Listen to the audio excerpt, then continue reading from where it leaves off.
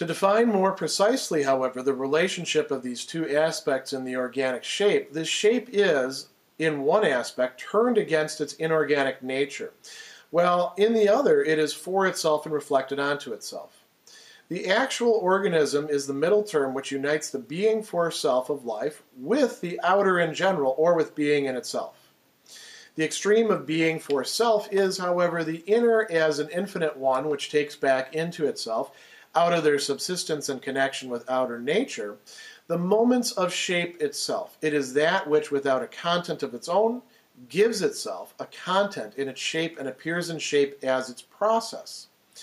In this extreme, where it is a simple negativity or a pure singular, the organism possesses its absolute freedom, in virtue of which it is indifferent towards and secured against being for other, and the determinateness of the moments of shape. This freedom is at the same time freedom of the moments themselves. It is their possibility of appearing as an outer existence and of being apprehended as such. And just as in this freedom they are free and indifferent towards this outer existence, so too are they in relation to one another. For the simplicity of this freedom is being, or is their simple substance. This notion, or pure freedom, is one and the same life, no matter how many and varied its shapes or its being for other.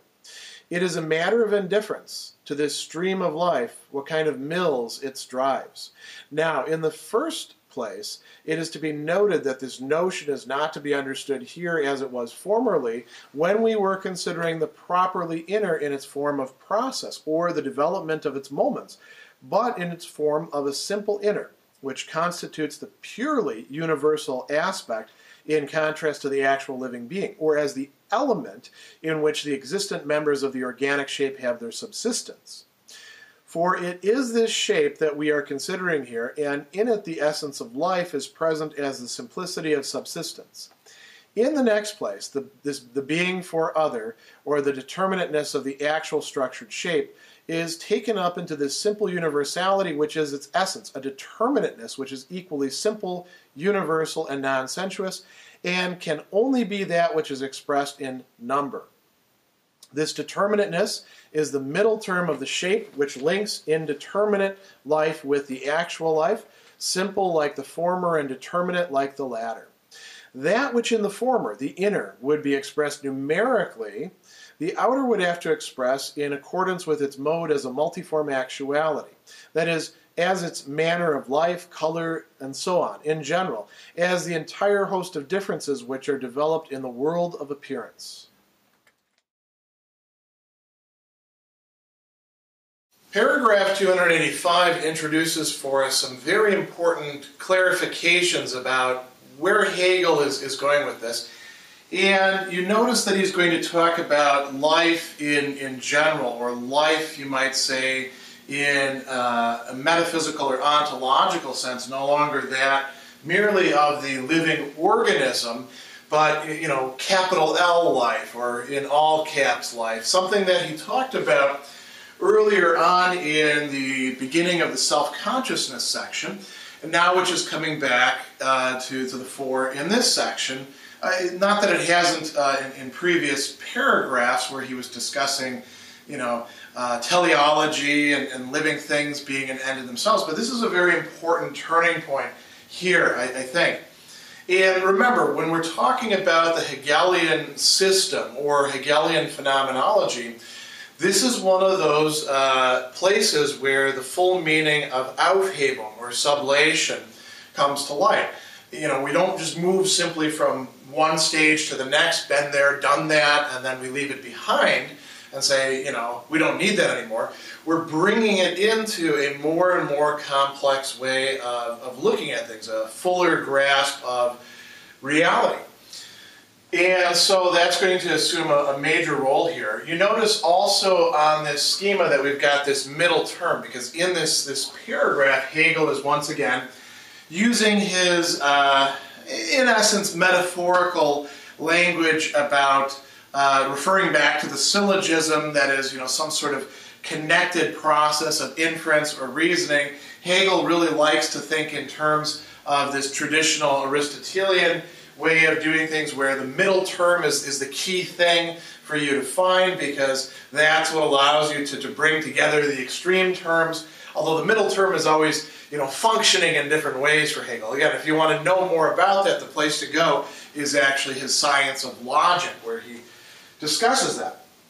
So all that said, by way of preface, let's take a look at this paragraph. He says, to define more precisely the relationship of these two aspects in the organic shape. What are the two aspects in the organic shape? The outer, and the fact that the outer itself has an inner and an outer, as we talked about.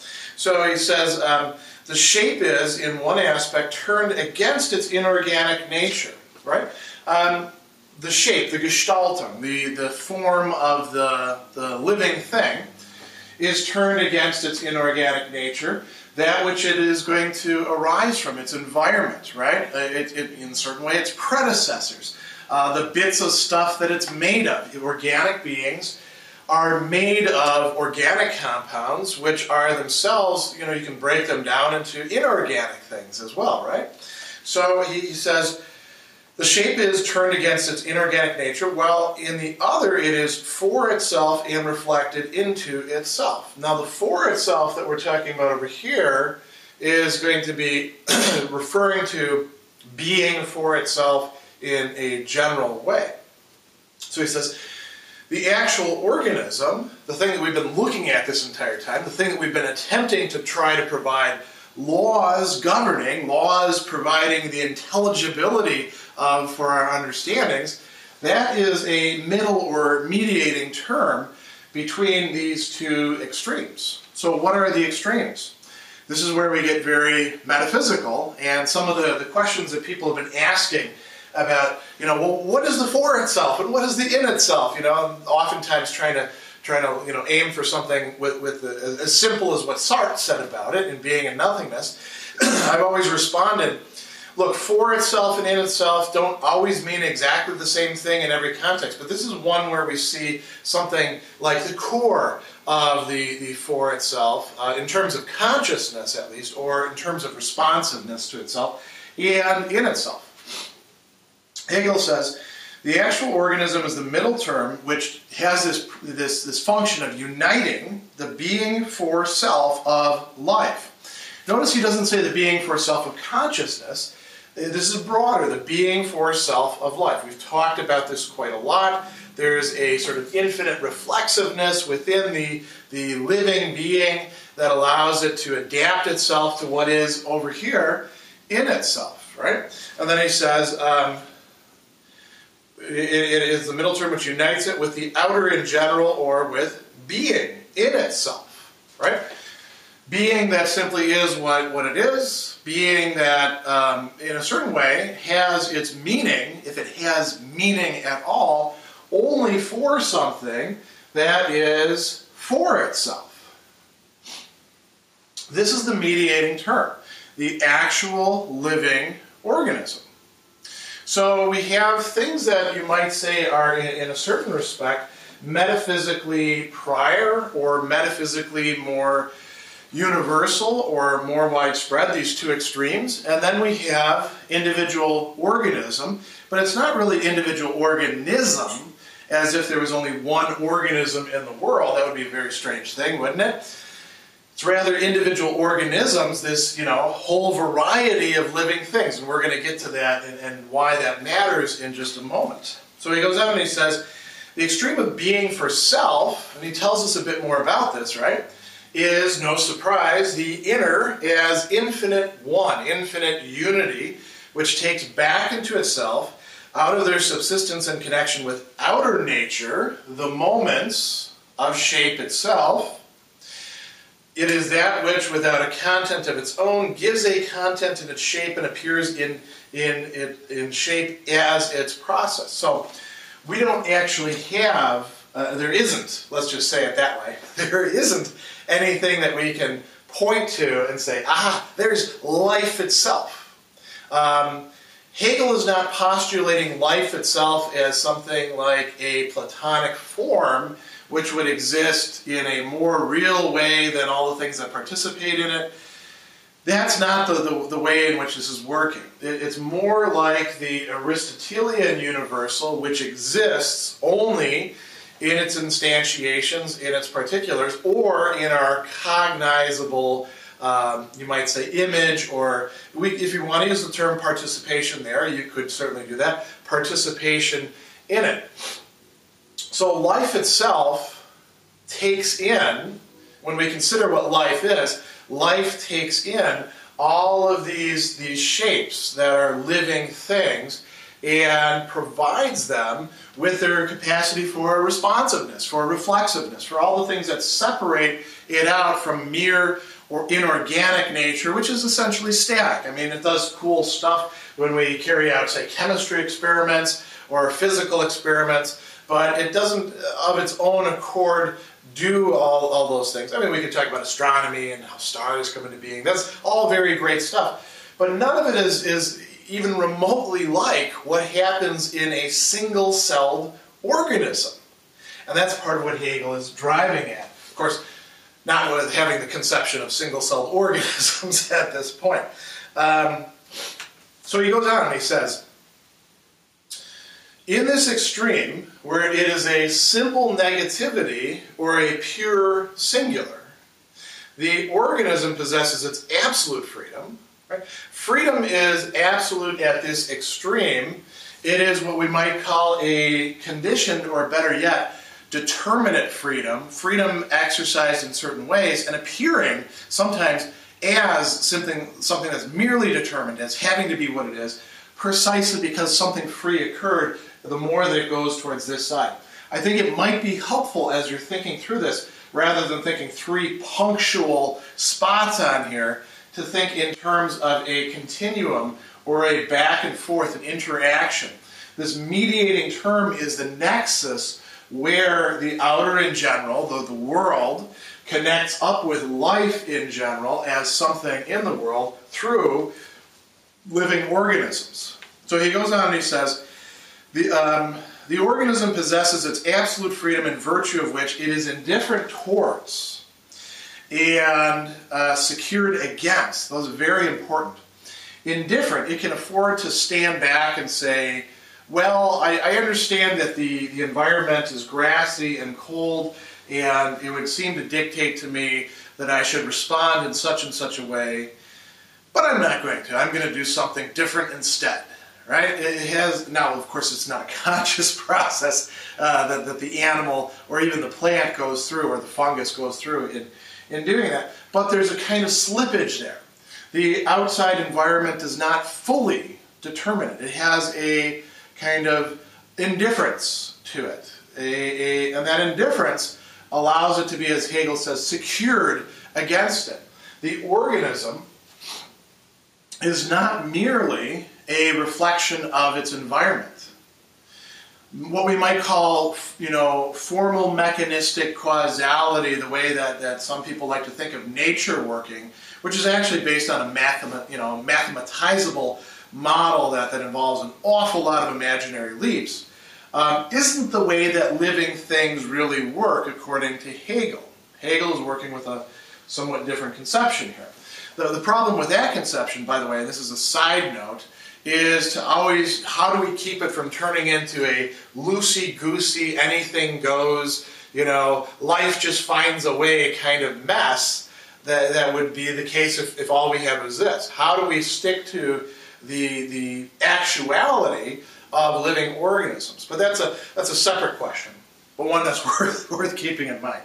So he goes on and he says, it's secured against being for other, right, and the determinateness of the moments of shape. Now, why is he talking about being for other? Well, the organism itself, as we've seen, is, insofar as it is external, it is being for other. What is the other in this case? Hegel has just told us in the previous paragraphs. It is the outer in general or inorganic nature. I think what we also have to keep in mind, if we want to be a bit more realistic at this point, is that we're not just talking about inorganic nature, but also other life, right? Because the environment does include other things. Hegel wants to keep it a bit more simple. in his considerations. We're going to talk about other life, but we've already seen how this figures in terms of the self-consciousness section, right? Life and how it relates to other life, and then life, how it relates to another consciousness. So we have being for self, which is what is involved in the organism, right? Being for other, which is what allows us this juncture point, and being in itself here. All of these are connected with each other. All of them are distinguishable in thought, but all of them are part of the one same world in which all of these things are taking place. So he says, going back to this freedom is at the same time freedom of the moments themselves. It is their possibility of appearing as an outer existence and of being apprehended as such. Very important point. Freedom is exercised this way, but you might say it's also exercised this way, through the organism, right? The organism is, to a certain degree, able to determine itself. It can't, of course, say, well, I think I need 5 extra legs, so let's have them. You know, it's not that sort of thing. It is working within certain constraints. But life affords it a kind of freedom from determinism, a sort of a temporary freedom from determinism, because it is intermeshing with a determined and deterministic outside environment that it has to somehow fit into. As a side note, too, by the way, if you want to see somebody who really took these sorts of thoughts quite seriously in a somewhat different context, another dialectical philosopher who's sometimes called the French Hegel or the Catholic Hegel, you would want to take a look at Maurice Blondel's L'Action 1893, because he is dealing with the same sort of problematic there at a number of different levels. The freedom and determinism understood in a different sense. Not in the sense that we do in philosophy of action, where freedom and determinism are somehow polar opposites or somehow perhaps compatible, but in a much more nuanced manner. All right, so back to this. He says that freedom is at the same time the freedom of the moments themselves.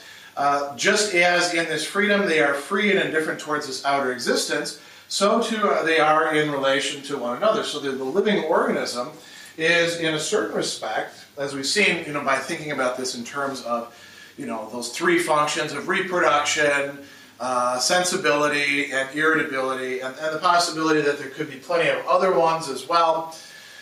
There's a certain degree of freedom of those in relation to each other as well. That's part of what it means to be a living being, again, to participate in or to embody better than participate in life. So he goes on and he says, the simplicity of this freedom is being, or is there simple substance? This notion, or pure freedom, is one and the same life, no matter how many and varied its shapes or its being for other. And then there's a little bit of a typo here in the Miller text, where it says, it is a matter of indifference in the, here we go, to this stream of life, what kind of mills its drives. It should be it drives rather than its drives. It's just a proverb there. It doesn't matter what kind of water wheels it is driving, producing power for grinding flour. That's what a mill is. It doesn't really matter in this respect what life, capital L, is embodying itself in terms of specific organisms. As a matter of fact, it's embodying itself at any given point in time in an entire host of organisms. We can think of this not only in terms of species over time. There may have been, we assume that there was one original living thing at one point in time, and then once you've got that, we have all these other things that arise from it, right? Even let's just say we just have one species now. We have multiple individuals within that species, and those multiple individuals are different from each other, act differently, are worked upon by their environment differently, respond to it differently. Now we add in, back in, the proliferation of species. And let's just keep it static. Let's not even think in terms of evolution yet, right? we have 100 species, right? Let's keep it kind of small, even though that is just a minuscule amount of the number of species that have developed. Even the number of species that have gone extinct over time, right? 100 species, and each one of them has 100 different individuals, right? We're keeping it very, very small. That's what life is doing. It's taking all these different forms. And in a certain respect, like Hegel says, it's indifferent which particular form it takes. For any form it takes, it can always take another form. That's one of the dimensions of its freedom, which means that for any given organism, it is an embodiment of that freedom, and also in a certain respect, something like a leftover of that freedom. Now, adding to that picture, imagine the entire panorama of evolution, if you can put that into your head, because we can really only imagine that, and we can only imagine it in very cursory ways, where we're doing, essentially mental metaphors, to even try to conceptualize what how evolution must have worked over time. Pretty mind-blowing stuff. Going way beyond, too, but the theory of evolution. It's not the theory of evolution that we should be particularly worried about from a Hegelian perspective. It's the conception of evolution, thinking it through. Now, we don't necessarily need to do that. Like Hegel says, this is kind of a matter of indifference. We don't need to think about every little species of ant, even though I'm really into ants, or bees, or things like that. But what we do need to, coming back to the text, think about is the fact that, like he says, this notion of pure freedom is one and the same life, no matter how many and varied its shapes or its being for other. It is a matter of indifference, right?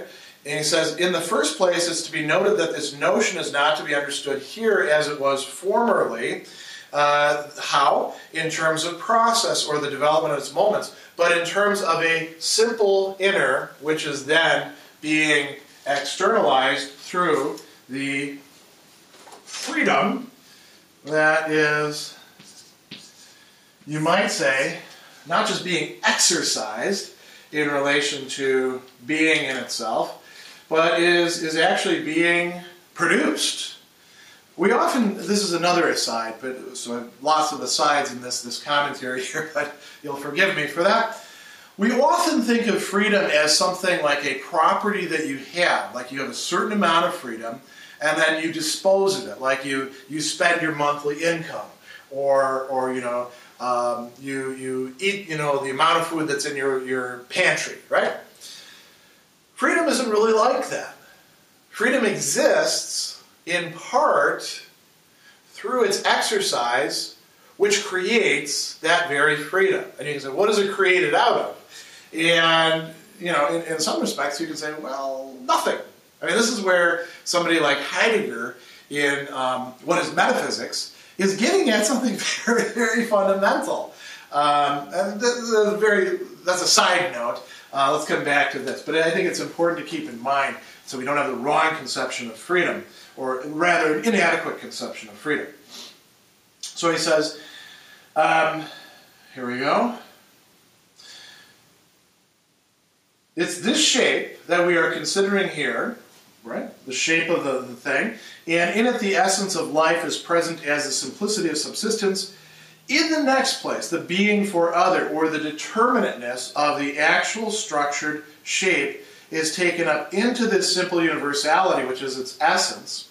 A determinateness which is equally simple, universal, and non-sensuousness, and can only be that which is expressed in number. Now, doesn't that strike you as a strange thing for Hegel to say? It can only be expressed in number, Zahl, in German. Notice he doesn't say magnitude, he doesn't say quantity, he says number at this point. We could, in fact, read all the remarks that he's saying in the past, which are fairly pejorative, right? About mathematics, about quantity, about magnitude. And it's going to turn out in the next paragraph, number is not going to be particularly helpful for us. But this was one of the ways in which people were at the time trying to make sense out of this. Thinking in terms of, could we perhaps, assign some sort of numbers to this? And he's going to hold that out as a possibility in this paragraph. So he says, here we go. Expressed in number. This determinateness is the middle term of the shape which links indeterminate life with the actual life. Simple like the former, determinate like the latter. That which in the former, the inner, would be expressed numerically, right? The inner and the inner here, numerically, would be expressed differently in the outer. There we go. The outer would have to express in accordance with its mode as multiform actuality. That is, as its manner of life, color, etc. in general, as the entire host of differences which are developed in the world of appearance. So as we move from this, the inner, to the outer, and the outer is sort of the engagement with the outside world, the outer in general, what we have is some sort of, number to be determined yet here on this side, and it's expressing itself in the outer qualities, the outer characteristics. Having, hair on the face as opposed to feathers. Having a certain kind of shape. Bipedal locomotion. Omnivorous eating. It's a little bit of a pleonasm there, right? Meaning eating everything eating. But this is where the locus is going to take place. Interestingly, what we see then is determinism happens most deterministically for Hegel in terms of quality over here, not in terms of what we're calling so far number or quantity over here. If the two aspects of the organic whole, the one being the inner while the other is the outer, in such a way that each again has in its own self an inner and an outer, are compared with reference to the inner which each aspect has, then the inner of the first aspect was the notion as the unrest of abstraction. The second, however, has for its inner a quiescent universality which also involves a quiescent determinateness, number. If therefore the first inner, because the notion develops its moments in it, made a deceptive promise of laws on account of the show of necessity in the relationship, the second directly disclaims doing so, since number shows itself to be the determination of one aspect of its laws. For number is just that completely quiescent, lifeless, and indifferent determinateness in which all movement and relation is extinguished, and which has broken the bridge to the living element of instincts, manner of life, and other aspects of sensuous existence.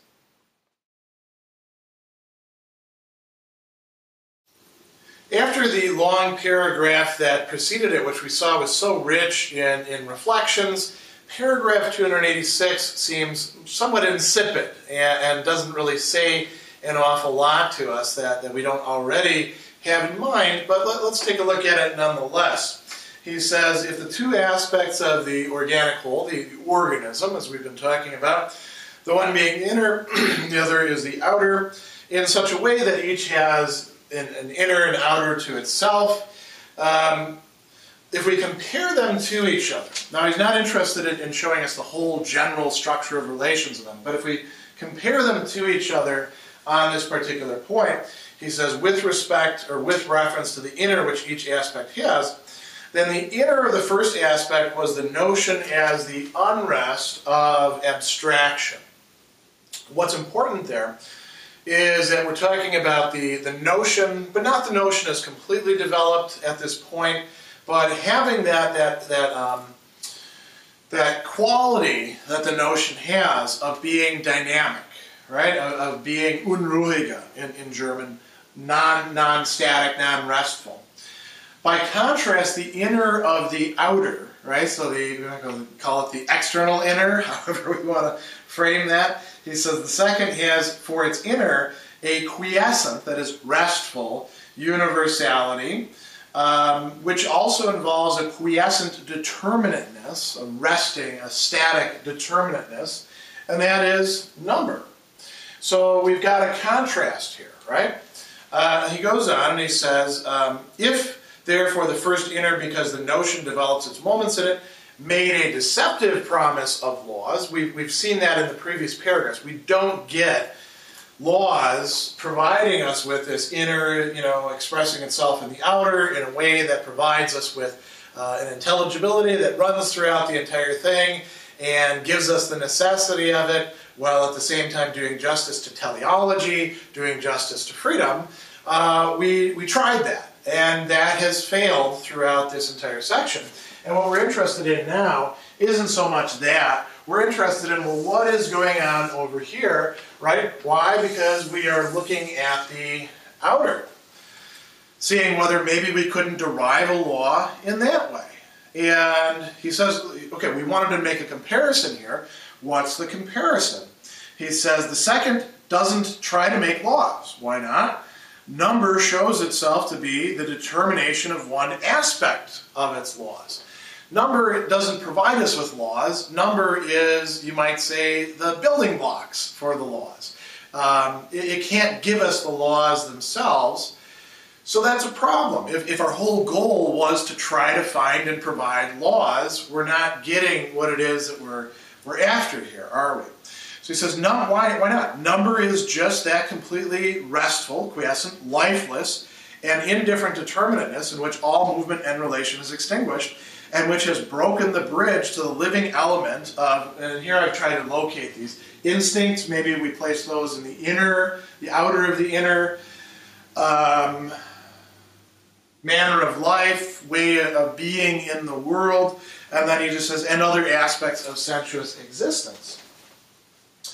Now, this is talking about where we've managed to get to at this point, because there are still plenty of people who think that number, magnitude are going to provide us with laws. Hegel just at this point says that they're wrong, and now that we're considering this, we see that this isn't actually giving us